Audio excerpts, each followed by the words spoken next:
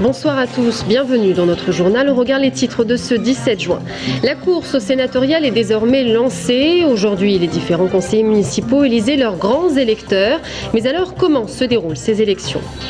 Les usagers de la ligne Blois-Paris en colère. Ils demandent que les cadencements annoncés par la SNCF soient modifiés. Des horaires qui ne correspondent pas selon eux à la réalité de leur quotidien.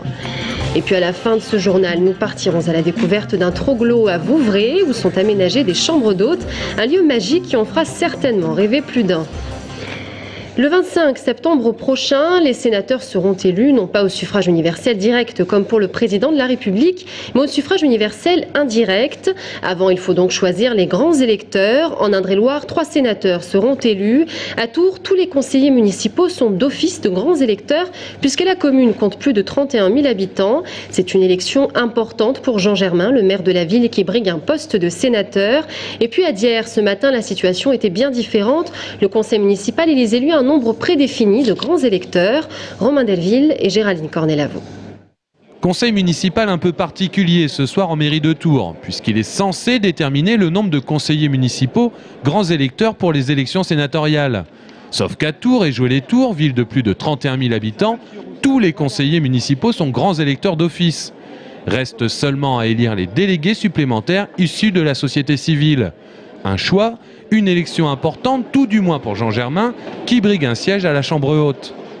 En revanche, les communes de moins de 3 500 habitants ont un nombre prédéfini de grands électeurs. À Dieppe, le conseil municipal extraordinaire s'est déroulé aux aurores. Et aux alentours de 7 h du matin, qui est élu sur les 3 candidats? C'est monsieur le maire. Et il a bien l'intention de garder sa liberté de vote. Le but, c'est pas de faire des primaires, hein. C'est pas marqué comme ça dans ce que nous a envoyé le préfet. Le préfet nous a demandé, la préfecture nous a demandé d'élire un titulaire pour nous et 3 suppléants. Il n'a pas demandé de faire des primaires. Max Bénard fait donc partie des 360 délégués issus des plus petites communes sur un total de 1500 grands électeurs dans le département. Et le maire de Dieppe de regretter que le Sénat ne soit plus la voix des communes rurales. Il est donc vrai que davantage de titulaires qui sont a priori plus politisés vont faire que le Sénat va être moins représentatif du monde rural qu'il était, quoi. À mon avis, c'est ce que je pense, quoi. Et le jour J du dimanche 25 septembre, comment ça se passe ? Je crois que c'est à partir de 10 h, je me souviens plus trop des horaires, mais c'est à peu près ça. Ça doit se passer normalement au palais de justice de Tours. Donc je vais aller voter là-bas, et puis une fois que c'est fait, je reviens. Et puis l'après-midi, on recommence. Et puis le soir, ceux qui veulent, ils attendent le dépouillement, mais bon, moi je n'attends pas le dépouillement. Hein. À partir de ce soir, la course aux voix des grands électeurs commence, et ça tombe bien, parce que le dimanche 25 septembre, ce sont aussi les 10 et 20 km de Tours. Nouveau rebondissement dans l'enquête de la disparition mystérieuse de David Petry. L'homme avait été retrouvé mort devant sa caravane le 21 avril dernier. Il avait succombé à un tir par arme à feu. Âgé de 32 ans, cet élagueur était apparemment sans histoire. Aujourd'hui, les enquêteurs seraient sur une bonne piste. 2 auditions sont actuellement en cours par la section de recherche d'Orléans. Parmi elles, celle d'un homme interpellé mercredi matin à Strasbourg. Les usagers de la SNCF en colère suite au cadencement annoncé dernièrement sur la ligne Blois-Paris. Les nouveaux horaires mis en place changeront véritablement le quotidien des passagers de cette ligne. L'association des usagers Paris-Blois Illico fait entendre sa voix, notamment par Marc Gricourt, le maire de Blois, qui a alerté le secrétaire d'État au transport pour lui faire part de son insatisfaction. Julien Gauthier. Le nouveau cadencement proposé par la SNCF ne fait pas que des heureux du côté de Blois. En réduisant à 1 h 22 les voyages avec correspondance à Orléans et en mettant en place 4 lignes aller-retour direct entre Blois et Paris, la SNCF ne parvient pas à contenter l'association Blois-Paris Illico ni le maire de Blois. Nous avons martelé haut et fort qu'il fallait des dessertes plus rapides entre Blois et la capitale et des qualités en termes de prestations sur cette ligne également. Donc aujourd'hui, les réponses qui sont faites, à l'évidence, ne sont pas celles que nous attendons et ne correspondent pas non plus aux attentes des acteurs économiques qui nous l'ont déjà exprimé. L'association insiste surtout pour qu'un 5e train direct vers Paris soit mis en place en début de matinée. C'est l'État, l'autorité organisatrice, qui décidera ou non d'activer en plus ce train, mais il faudra pour cela encore patienter. Nous avons une première échéance qui est le retour de Réseau Ferré de France qui doit donner un accord ou non sur les sillons, donc les circulations de trains que nous avons demandées. Ce retour se fera courant du mois de juillet et c'est seulement après que nous pourrons éventuellement faire des demandes supplémentaires. Dernière doléance de l'association, l'amélioration du matériel vieillissant, aussi bien pour les voitures des voyageurs que du réseau où les retards s'accumulent. Actuellement, un audit est réalisé par l'école polytechnique ferroviaire de Lausanne, sur lequel la SNCF dit vouloir s'appuyer pour améliorer son service sur cette ligne dite sensible, voire malade. Et pour la soigner, il faudrait que l'État mette la main à la poche. Et on ouvre notre page culturelle avec une visite originale, celle d'un troglo à Vouvray, une habitation insolite et surprenante. La maîtresse des lieux, une Finlandaise qui est tombée sous le charme de cette habitation il y a 9 ans. Le domaine a reçu l'appellation Gîte de France. Je vous propose donc de partir à la découverte de la Rochelière avec Maxime Kemener et Joséphine Moisson. Si vous passez par Vouvray, prenez le temps de passer la porte de la Rochelière. Ici, vous trouverez des chambres d'hôtes pas comme les autres. Elles sont aménagées dans d'anciennes caves troglodytes. Les propriétaires des lieux ont fait de ces habitations du Moyen-Âge de vrais nids douillet équipés de tout le confort moderne. Originaires de Finlande, les Tulkis sont arrivés dans la région il y a 9 ans. C'est d'abord la maison qui leur avait plu, mais aujourd'hui, ils n'abandonneraient pour rien au monde leur cher troglo. Ce n'était pas prévu qu'on achète un troglodyte parce qu'on ne connaissait pas du tout. C'était hasard. On est tombé amoureux de cette maison et avec tout ça, le troglodyte, comme ça s'était venu avec et on était ravis quand même pour trouver ça parce que c'est pour nous, c'est très nouveau. Et la chambre d'hôte prend parfois des allures d'auberge espagnole quand touristes du monde entier se retrouvent autour de la table de la finlandaise. De vrais moments de partage, malgré la barrière de la langue. Et on est comme une grande famille et tout le monde discute entre eux. Et même s'il n'y a pas de vraiment langue commune pour tout le monde, ça ne dérange pas. C'est ambiance, c'est assez bien quand même. En haut de cet escalier taillé dans la roche, une terrasse, une piscine et surtout un panorama avec vue imprenable sur la cathédrale Saint-Gatien.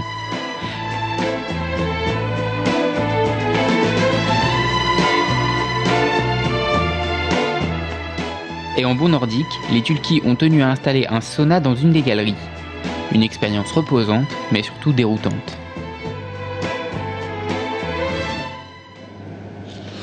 La femme, muse des peintres, la galerie Béranger présente une exposition au centre de laquelle la femme est vue par 2 impressionnistes, Abraham Haddad et Serge Labégor, 2 hommes pour de visions singulières de la femme. Si l'un exprime le trouble de la passion du corps et de l'âme, l'autre en dépeint une image plus optimiste. C'est la première fois que la galerie met en avant une exposition thématique. Marie Vivant. Des nus sur tous les murs.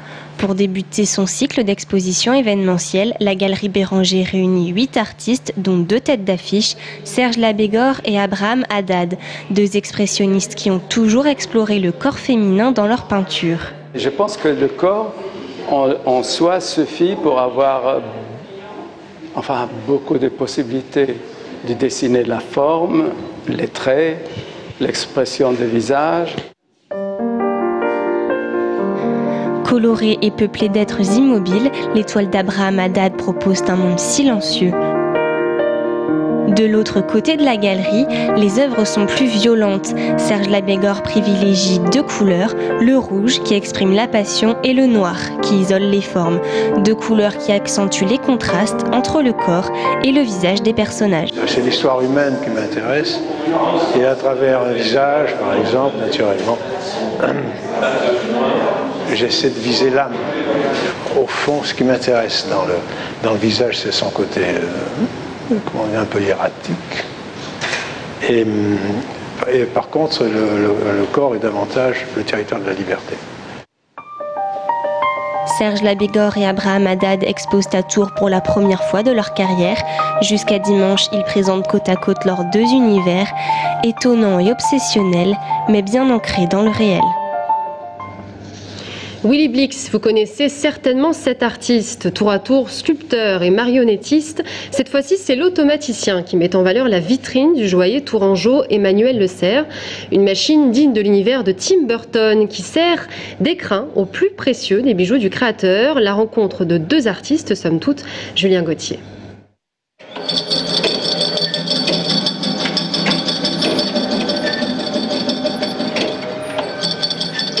À force de roulis, de traction, d'étirements et autres mécaniques en action, la vitrine s'anime, donne vie à une libellule et autres ailes du désir. Derrière cette scénographie métallique, l'imagination d'un homme passionné de marionnettes qui signe de son nom en 2 lettres et que l'on avait déjà eu le plaisir de rencontrer pour de toute autre création.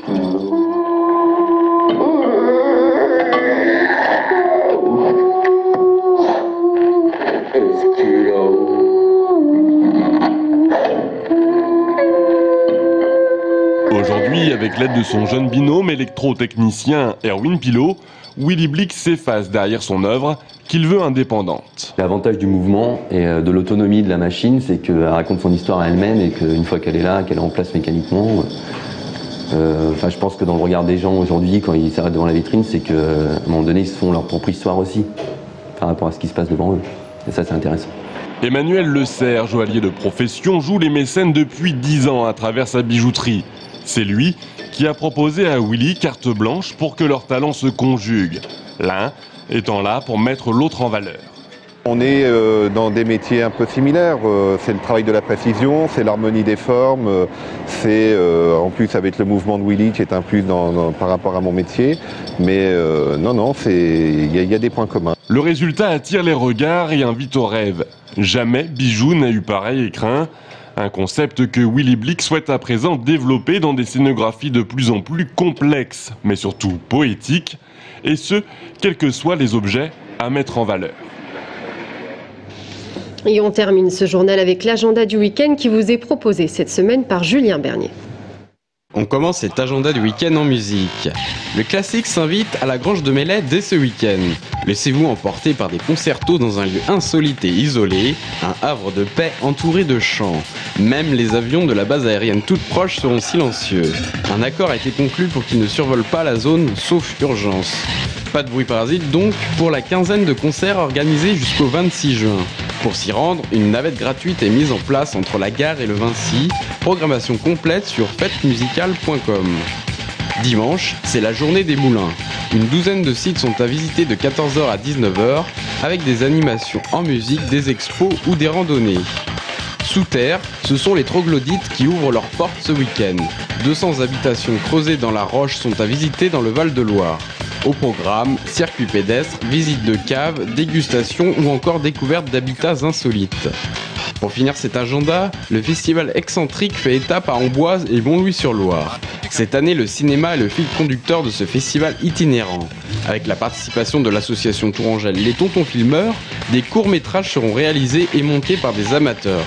En plus des projections, il y aura du théâtre miniature ou d'objets, des ciné-concerts en caravane ou en plein air, un mini-orchestre itinérant et autres formes de spectacles extravagants. Passez un bon week-end excentrique, mais soyez sages.